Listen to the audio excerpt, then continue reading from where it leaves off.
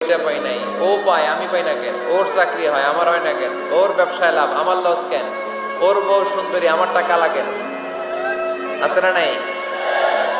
না, অভিযোগ করবেন না।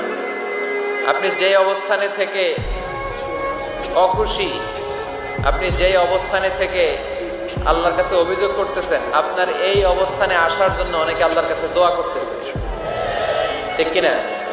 কিন্তু আপনি এই অবস্থানে খুশি না।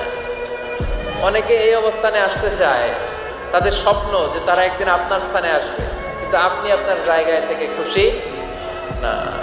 এজন্য উনজুর ইলা মান হুয়া আসফালা মিনকা, তোমার চেয়ে যে খারাপ অবস্থায় আছে তার দিকে তাকাও, তাহলে তোমার মনের দুঃখ ঘুচিয়ে দিবে কে?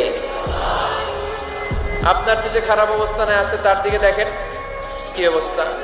আপনি এইটা চান ওইটা চান, কত কিছু লাগবে আপনার। হসপিটালে যে দেখেন ক্যান্সারে আক্রান্ত রোগীদের কি অবস্থা দেখেন।